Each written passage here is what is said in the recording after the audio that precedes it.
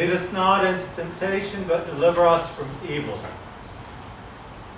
Okay, I want you to think back, all the way back to 24 hours ago.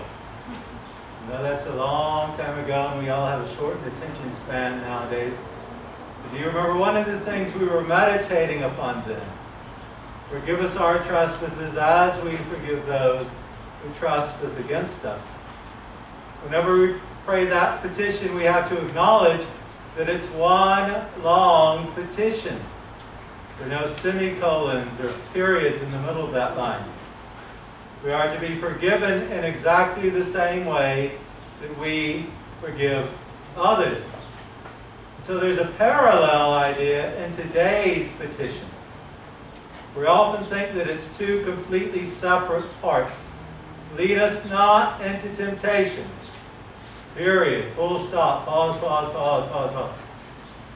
Deliver us from evil.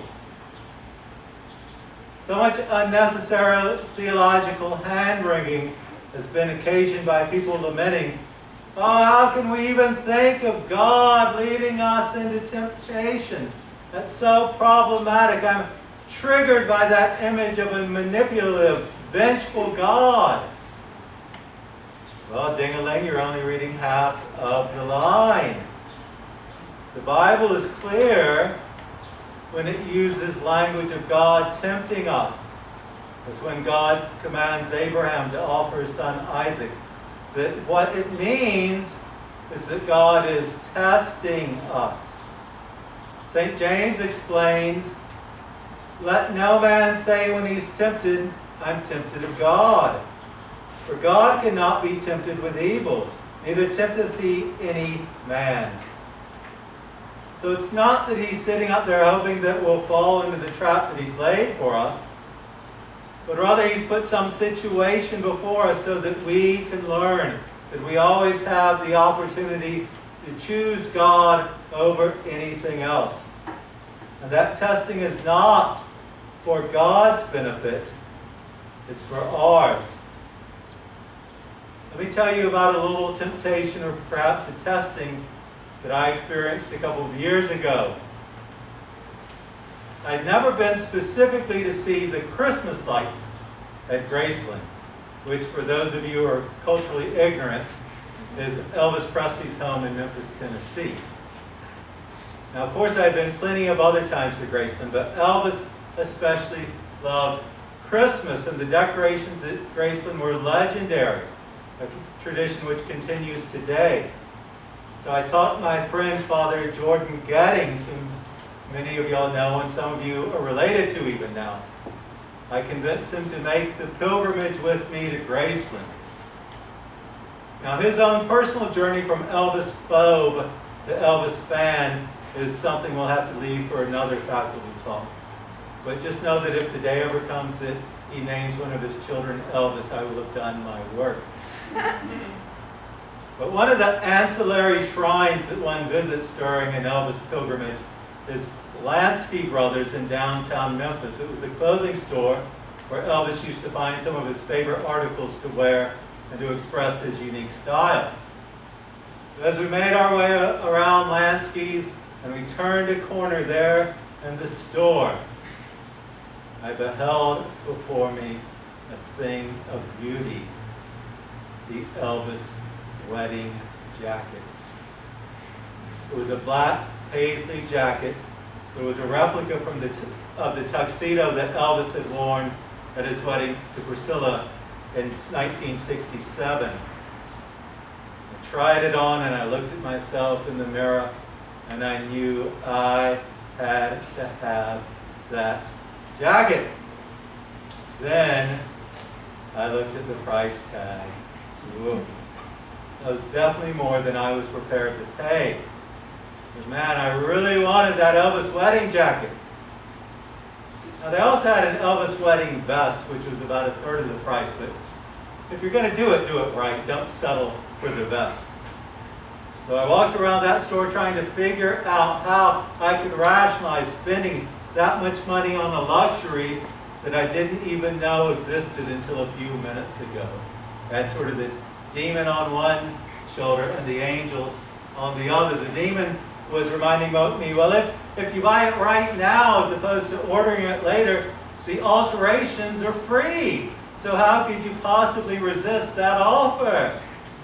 But then the little angel reminded me, well, you've got this young, idealistic priest with you, so what kind of example of self-control would I be if I just willy-nilly threw down a bunch of money I didn't have for something I didn't need? So after much deliberation, I decided to resist the temptation and at the very least to sleep on it, which is a practice I hardly recommend any time you face temptation. But later on in the trip, I decided, here's what I'm going to do. We're right at the end of a year, so I'm going to take that sticker price and divide it by 12. And in this new calendar year, at the beginning of every month, I'm going to take that portion and put it into my savings. And next Christmas, if I still want that Elvis jacket, it's going to be my Christmas gift to myself. I did that faithfully all year long. You know what happened that next Christmas? I still wanted the Elvis jacket. So I sent off and ordered it, and I had to pay for my own alterations, but it was worth it. What did I learn in the meantime? First, that if something is worth having, it's worth waiting for and worth being patient for. The candy bar you just impulsively buy in the checkout line, as soon as you're done with it, you throw the wrapper away and you've forgotten all about it. We live in a world of instant gratification. 51 weeks out of the year, you all walk around with this little screen permanently affixed to your hands, in which you have the whole world literally at your fingertips. But what about this 1 week that you don't have it? I know there's always weeping and gnashing of teeth at the beginning of St. Mike's when you have to surrender your magic machines. But do you know what the mortality rate is for going a whole week without a cell phone? Right, 0. Now, do you think you've been more connected to the people around you this week or less connected? Just imagine what St. Mike's would be like if we let you keep your phones all week long. Yeah, you'd be spread out all over the lawn, or if we didn't have coronavirus, you'd be in the library or the lounge with your heads angled down towards your palms and completely oblivious to everything around you. It would not be St. Mike's. You may as well then just stay at home in your own room and then just send us your registration money. And then maybe I could get the Elvis wedding vest if you did that. But be honest, what's the first thing you're going to do on Saturday as soon as the pageant is over and your parents are loading your stuff into the car? That's right, I know a lot of you are immediately going to go online and find out how much that Elvis wedding jacket is. But here's my challenge. At least exhibit some self-control, at least on that much, or even better. When you get your phone back, say to yourself, okay, I'm going to pull an Elvis wedding jacket on this. And slip it into your suitcase, put it into the trunk, and first reconnect with your family. And try to take a little bit of St. Mike's back home with you. Now, at some point in the day, of course, you're going to get back on your cell phone. But see how much grace God can provide for you to resist that temptation. Instant gratification is not all it's chalked up to be, because it only gratifies for an instant. In his classic book, The Screwtape Letters, C.S. Lewis, as his senior demon, advised a younger demon who's in training, kind of the inverse of me and Father Gettings. He tells him that the way to approach tempting humans is to offer them an ever-increasing craving or an ever-diminishing pleasure. The devil wants to get us more and more addicted to instant gratification, and then to provide us with less and less satisfaction. So we think we need more and more, and we end up in this vicious cycle of vice. Well, then came Christmas, and my oldest brother had come into town for the festivities. Now, as an aside, I have to warn all our younger siblings that older siblings are going to remain older siblings for the rest of your life. So I was going to wear that Elvis wedding jacket to Christmas dinner, and I did not care what my brother was going to say. I knew he was going to be all dismissive and snarky and say how tacky it was and what a waste of money it must have been and just laugh at me. All in my mind, I was ready for combat.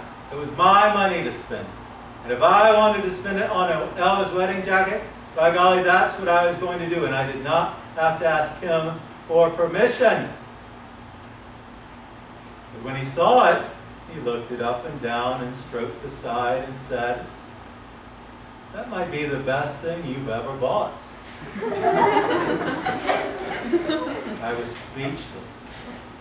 You mean I prepared all these perfect comebacks and rationalizations, and you're going to spoil it all by paying me a compliment? How dare you? For you see, temptation is not only to material possessions, to stuff, to things out here. It's also about what goes on in here and in here. I was tempted towards envy, part of which is comparing ourselves to others and thinking either we're greater than or less than. In reality, we're just one more sinner saved by grace. But the devil wants us to be obsessed with how we stack up. Am I better than that other guy over there? If he's better than me, I need to pull him down at least to my level, or even better, to down below me. When you stand before the judgment seat of God, He's not going to ask you, why weren't you more like Mother Teresa? Why weren't you more like Mr. Rogers? Not even, why weren't you more like Kanye?